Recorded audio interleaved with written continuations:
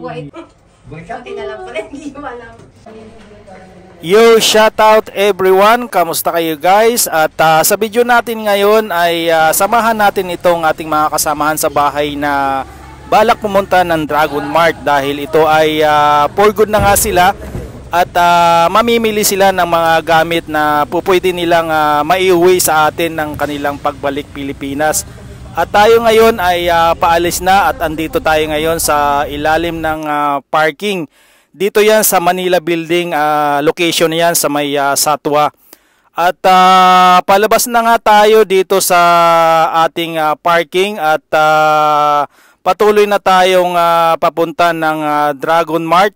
At titignan nga na nila ang kanilang pupwedeng mabili dito sa Dragon Mart. Dahil ay balak na nga nilang magpurgod at gusto nila munang mamili ng mga gamit dito sa Dragon Mart na pupwede nilang mauwi sa atin sa Pilipinas.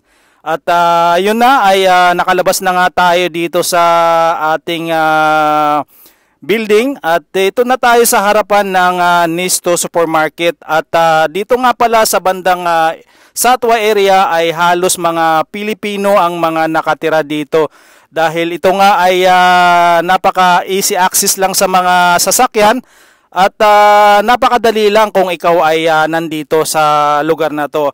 At nandito na rin lahat yung mga bilihin. Bumaba ka lang ng building at mabibili mo na ang yung mga gusto mong mabili dito sa loob ng supermarket. At dito na tayo sa malapit sa may Japlia at palabas na nga tayo rito sa main road. At maya-maya lang ay palabas na tayo dito sa lugar na to. At yun na nga mga idol at nandito na nga tayo sa kanto ng Japlia Road at palabas na nga tayo dito. At samahan nyo lang ang inyong lingkod hanggang sa matapos itong ating isi-share sa inyo dahil marami pa tayong pagkukwentuhan at mga bagay na pwede nating i-share dito sa bansang Middle East. At sa ngayon ay medyo mainit pa talaga dahil summer pa nga, common na September months na nga at mataas pa rin yung humidity dito sa bansang Middle East dahil medyo matagal nga ang summer dito na napakainit talaga at umaabot pa ito ng 45 to 50 degree na sa taas ng init. At sa ngayon kasi ay sa gabi medyo mataas pa rin yung humidity at sa araw naman ay medyo bawas na yung init dito. At tuloy-tuloy na tayo dito sa may malapit sa Defense Roundabout at paakyat na nga kami dito sa may flyover ng malapit dito sa Trade Center Dubai At dati-rati noong way back 2000 ay wala pa talagang malalaking building dito. Ang makikita nyo lang dito sa mga building ng pangkaraniwan ay dito sa may bandang kaliwa ko ay yun ay medyo matagal na rin yung building na yan. Ay isa yan sa mga sikat na apartment. Ayan, makikita nyo sa inyong kaliwa. Yan ay isa yan sa sikat na apartment dito sa Dubai. At dito sa may kanan naman ay wala pa talaga yan. At yun sa harapan na yun ay isa rin yun sa mga bagong gawa ay isa yan sa mga napakagandang architecture dito. Ayan ay makita nyo naman ay patuloy pa rin yung ginagawa magpasangga ngayon. At napakaganda yung kanyang design. At dito naman tayo sa may bandang kaliwa pa rin, ay marami pa rin mga building na mga ginagawa sa ngayon. Ay yung kanilang paggagawa kasi ay 24/7 ang paggawa nila at akalain nyo naman ay pagka sila ang mga gumagawa ng mga building dito ay nasa mga 6 months to 1 year lang yung kanilang paggawa. Ganun sila kabilis dito ng paggawa ng mga building at makita nyo naman yung malaking pagbabago dito sa bansang Middle East. At dito pa rin sa ating kaliwa ay makikita nyo rin yung kanilang tourist spot na Dubai Frame. At maraming mga turista na nagpupunta dyan na masubukan at maakyat yung lugar na yan dahil sa gabi ay napakaganda yung mga tanawin at ilaw na matatanaw nyo sa bandang itaas. At tuloy-tuloy na tayo dito sa may Old Meta Road. Patungo na ito ng Alkil Road, kung saan ay doon tayo dadaan papunta ng Dragon Mart. Ito nga palang Udmita Road, dati-rati ay wala talagang mga bahay dito. Ang makikita mo dito ay mga deserto pa rin talaga na pagka malakas ang hangin ay hindi mo makikita yung lugar na to dahil zero visibility nga. Kapag nag-sunstorm dito ay halos wala ka nang makikitang lugar. Ngayon sa kasi ay medyo napakabilis yung kanilang pag-unlad sa bansang ito, kaya makikita nyo naman yung mga napakagandang disenyo ng kanilang mga building dito sa bansang UAE. At tayo na ay aakit na tayo dito sa may flyover na to. At pagbaba nga pala natin dito ay yun na yung Alkil Road papunta ng IKEA at Ace Hardware. At tuloy-tuloy na rin ito, papunta na rin ng Emirates Road. At ang koneksyon nga pala ng kalsada na to ay patungo ng Mirdip City Center, kung saan doon din tayo nagtrabaho ng mga 4 na taon. At tumagal din tayo dahil doon din tayo nagtrabaho ng halos, hindi lang 4 na taon, ay halos 5 taon pala dahil ay nung unang nagbukas hanggang sa magsarado ay doon pa rin ako nagtatrabaho. At ayun nga, tayo naman ay nakakuha ng panibagong opportunity. So ganun pa rin yung ating napasukan sa ngayon at iisang company pa rin. At halos dati-rati kasi yung dinadaanan namin dito ay wala ka talagang makikita mga building dahil ito nga ay hindi pa talaga na-develop ito at puro deserto itong lugar ng amin dinadaanan. Kaya nga kapag nag-sunstorm nga dito ay wala kang makikita iisang puno o halaman dahil ay zero visibility minsan yung kanilang lugar dahil sa matinding sunstorm.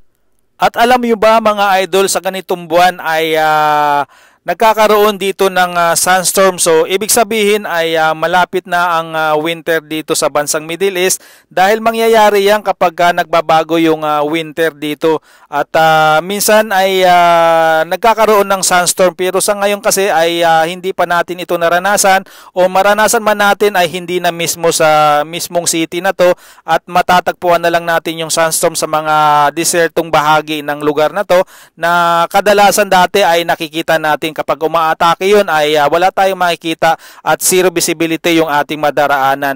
At dito nga pala ay mayroon silang summer season at winter season. So ito yung kanilang season dito sa bansang Middle East na 2 beses. So ito yung ngayon ay summer season pa rin magpasamang ngayon dahil mainit pa rin yung humidity dito sa bansang Middle East. At pagpasok nito ng October ay medyo magbabago na siguro yung init at klima dito sa bansang Middle East. At alam niyo ba mga lods, kapag sinasabing Middle East ay kilala sa mga bansang napakalinis, lalong-lalo na itong bansang Dubai, ay wala ka talagang makikitang kalat sa kanilang mga kalsada dahil dito ang mga tao ay respetado sa pagiging kalinisan sa lugar na to, dahil kapag ikaw ay nagkalat o nakitang maghagis man ng kunting basura sa kalsada ay siguradong mahuhuli at magbabayad ka sa iyong violation ginawa dito, dahil dito nga ay sila ay kilala talaga sa pagiging kalinisang bansa. Itong aming dinadaraanan ngayon ay yung koneksyon nito. Kapag kanan ka dito ay dire-diretso ka ng Sharjah. Kapag diniretso mo naman ay papunta ka ng Abu Dhabi. Kapag dito ka naman sa Laslin dumaan ay papunta ka ng Hatta, Oman. At pagkalagpas lang natin dito sa concrete barrier na to ay direksyon na tayo ng Dragon Mart. At dito naman sa ating kanan ay papunta itong Sharjah or Abu Dhabi. At tayo ay tuloy-tuloy pa rin sa direksyon ng papuntang Dragon Mart. At ito ay kakanan na tayo dito at malapit na tayo at tanaw na natin itong Dragon Mart dito sa ating pupuntahan. At dito ay mag-left turn tayo dito at maghanap tayo ng ating mapaparkingan dito sa loob ng Dragon Mart. At ngayon ko lang ito ulit narating dahil nung mga nakaraang taon pa lang na bagong bukas ito ay first time namin itong mabisitang itong Dragon Mart na to. At papasok na nga kami dito sa kanilang main entrance kung saan kami magpa-park ng aming sasakyan. At nandito na tayo sa loob ng Dragon Mart. At dito ay maraming mga nakadisplaying mga chandelier na ito yung kanilang una sa kanilang bibilhin pauwi ng Pilipinas. At bukod dito mayroon din silang mga CCTV camera na pwede nating ilagay sa ating mga tahanan para security sa ating mga bahay. At dito kami sa shop na to na ang kanilang pinagbibili ay gamit pang banyo na dito ay makakabili ka ng mga murang halagang presyo sa mga kanilang mga pinagbibili. Lalong-lalo na itong aking hawak sa ngayon, isa siyang shower na maraming option o pindutan. Itong hawak ko ngayon ay isa siyang shower na matutuwa ka dito sa kanyang style dahil para siyang piano na marami kang pipindutin dahil doon sa kanyang mga shower option. At dito guys ay marami tayo pa talagang pagpipilian. Sa isang klase na to ay mayroon siyang tatlong color. Mayroon siyang bronze, gray at stainless. At hindi nga natin alam lang dito kung talaga ito ay purong stainless. Ang sabi pa nga sa atin ay ito nga ay gawa sa brush.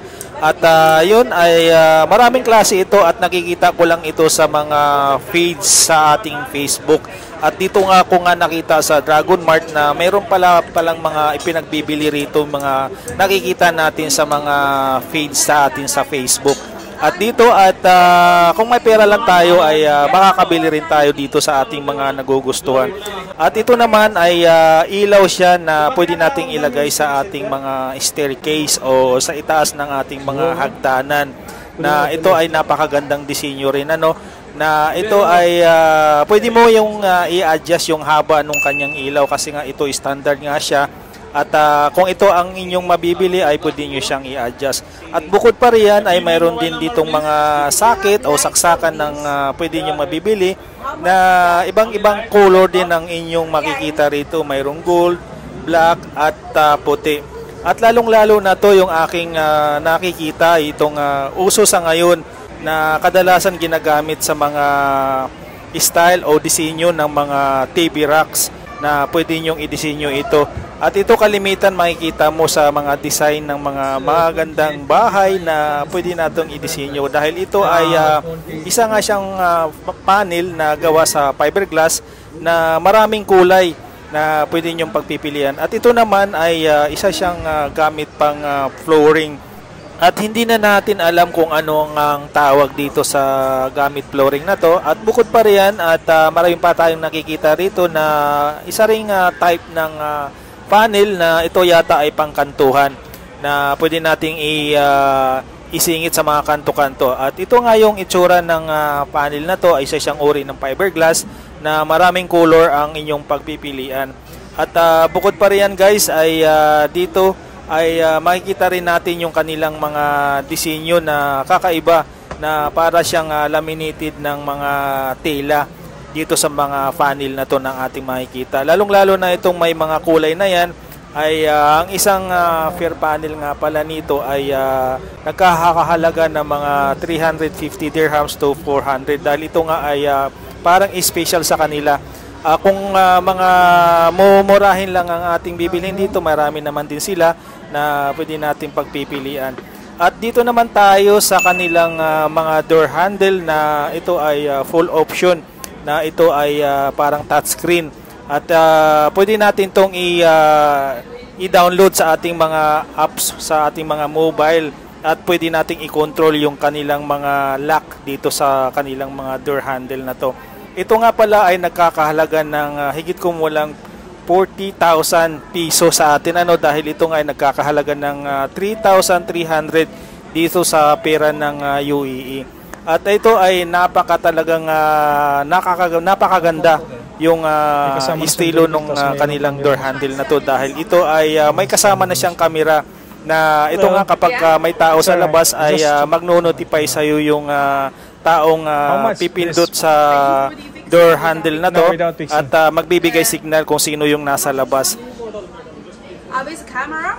This one is 2,300 I think. 2,300. This one have camera. You will receive the notification on your mobile and you will see the face of the customer or your guest who comes. Okay. You need to install the app. To install the mobile. This one has the application. Yeah. Therefore, 3,000. 3,300, sir. I This see. password. At bukod pa riyan sa inyong nakikita sa inyong mga screen ay meron din sila ritong jacuzzi na nakikita lang natin sa mga mayayamang tao na ito ay ini-install nila sa kanilang magandang shower room area, no? Na ito ay nagbigay sa iyo ng massage kung ito ay gagamitin mo lahat ng option na pwede kayong maligo dito. At ito yung pinakamagandang chandelier sa lahat na ito ay gawa sa isang para siyang glass na puti na yun nga lang mahirap nga lang to ipabagahe dahil dito ay dito nga to sa bansang Middle East at mahirap ito ipabagahe. At yun guys, at na-share ko na sa inyo lahat at kami naman palabas na dito sa Dragon Mart na kami pabalik na rito sa aming area, sa area ng Satwa.